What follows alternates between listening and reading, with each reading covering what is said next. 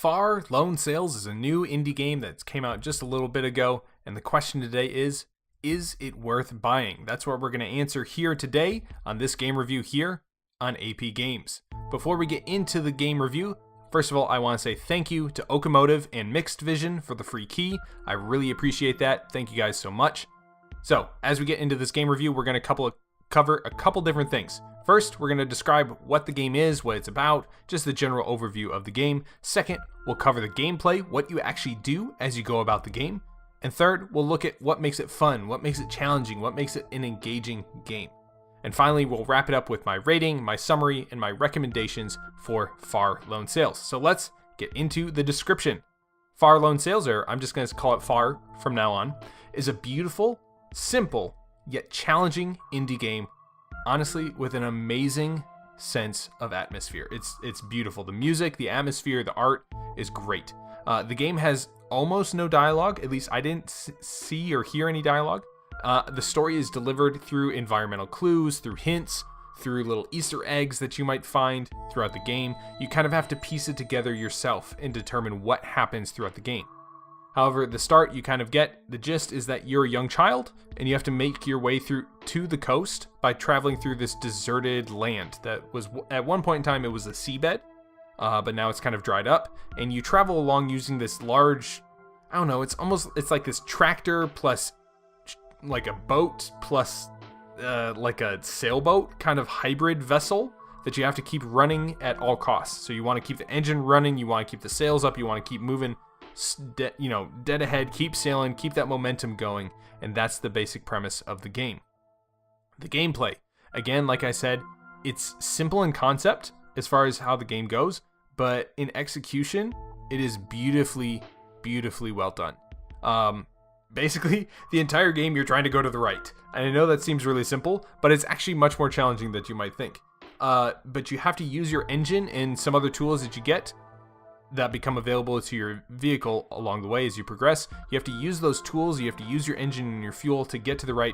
This means collecting fuel, keeping your vehicle running, repairing any systems that might break, managing your speed as you go up and down hills to try and like get over the humps, and then when you're going downhill, you don't want to like slam into anything, so you don't want to hit any obstacles.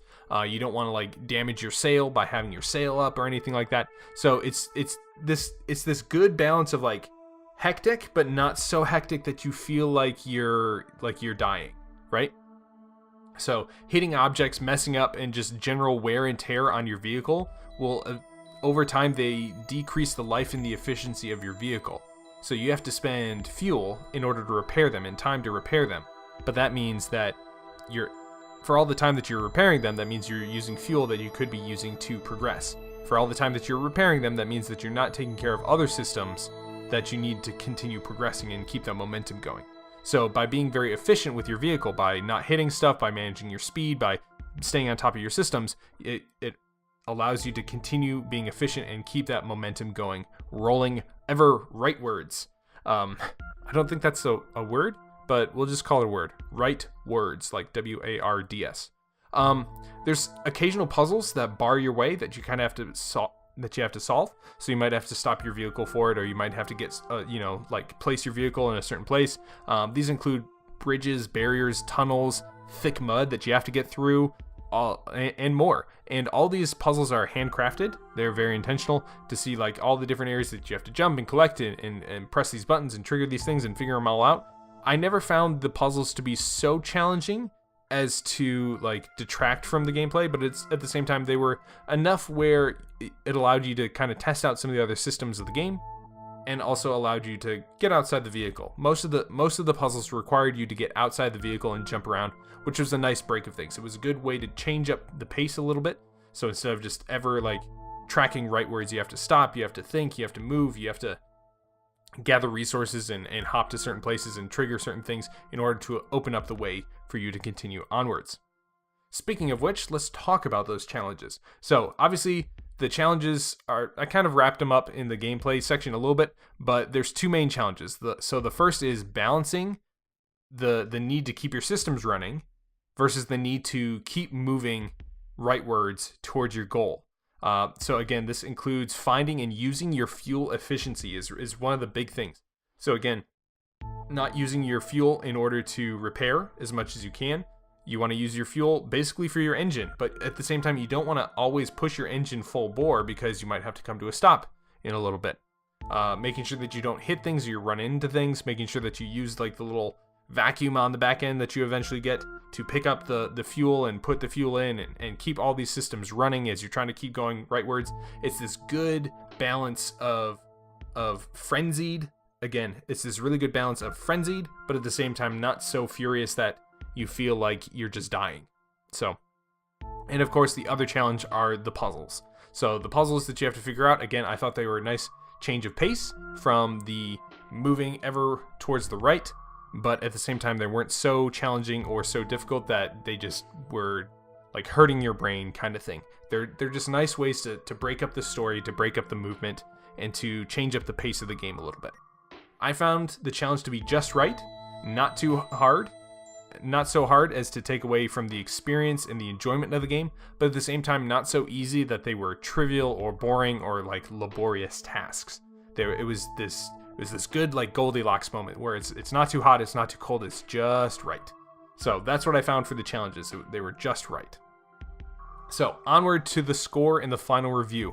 For those of you that have never been to one of my game reviews, this is how I do it. Basically, I treat this as though one of you came up to me and asked me as a friend if you should buy Far Lone Sails. And so my rating system is from a 1 to a 5. 1 being a game that is just broken, it's dead, it's abandonware, they didn't go through with the Kickstarter promises, all that sort of stuff, whatever. A 5 is just like an Ocarina of Time, a Skyrim, a God of War, for a more recent example. Just these games that they are the game of the year, or they define a genre, or they just bring something game changing and genre breaking into the world of gaming. A 3 is a solid game. It's fun. You'll enjoy it. It's got good value, that sort of thing. A 4 is a game where it's like, this is a really good game. Just about anyone should pick up this game. And a 2 is something like, it's broken, it's buggy, it's not great.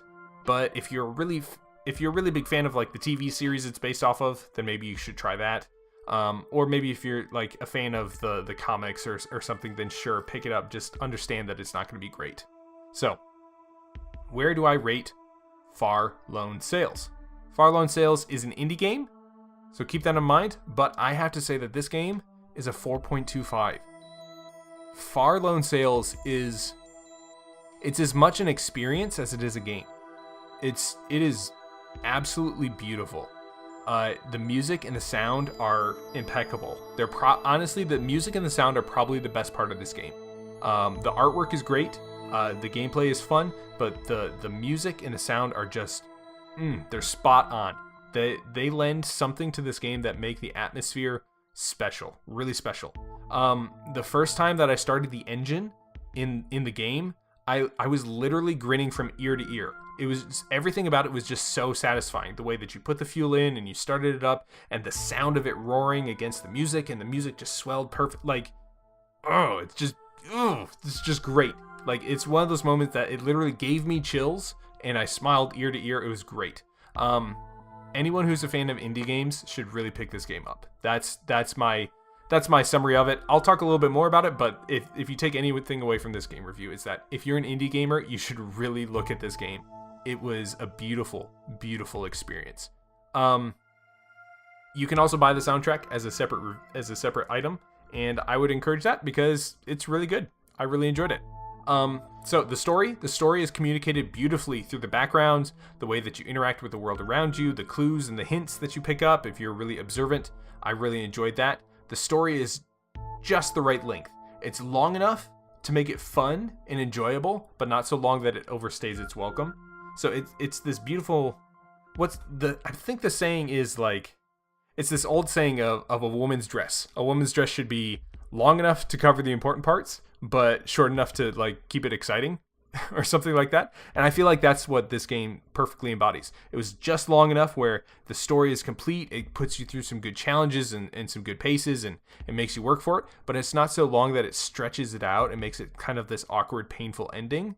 Like the ending of the extended Lord of the Rings, Return of the King, where there's like 18 false endings, that sort of thing. So it's just right. It's just right. Sadly, I would say the big detractor from this is that there's not a lot of replay value unless you want to try and beat the game more efficiently, or like do it at a better time record or something like that, or maybe like there's something that you want to achieve inside the game. There's just not a whole lot of replayability when it comes to the game. Yeah, that's really probably the main detractor. The only thing that I would say that could make this game better is an endless mode. I think Far Lone Sails would be perfect for an endless mode. Make it procedurally generated as far as like the hills and the fuel, but always like obviously like program it so that there's always enough fuel and always enough stuff in order to get over the hills and get through the puzzles and that sort of thing. But make it procedurally generated in endless mode, and that would be beautiful. Because honestly, like I finished the story and I was like, that is a great story. At the same time, I want more time of me just like rolling across the desert.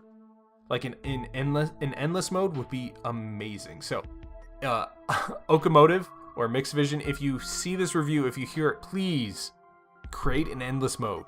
It would be amazing. I would love it.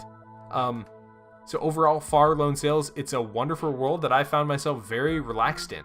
I was just kind of in this flow state of where I'm playing the game, I'm enjoying the world, I'm enjoying the experience of the game. I was at like complete ease with me playing it. It's not like one of those tense and stressful games that you keep playing. It's one of these games where you just like you feel perfectly in flow with it. And I think that's probably the greatest achievement that they've done with this game. Is it's this game that perfectly embodies that zone of proximal development.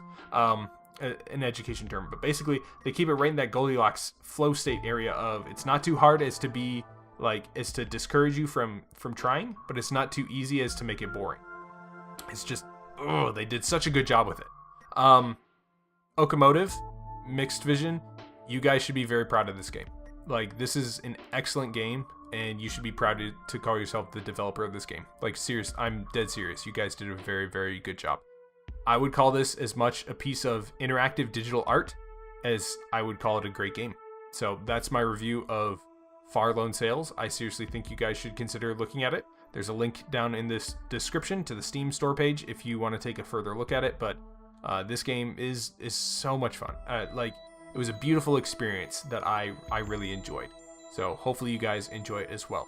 If you have any questions, if you have any concerns, if there's anything you're wondering about when it comes to Far Lone Sails, please let me know down in the comment section below, and I'll be glad to discuss it with you guys. Thanks again for tuning in for another game review here on AP Games, and we'll see you again soon here on the channel.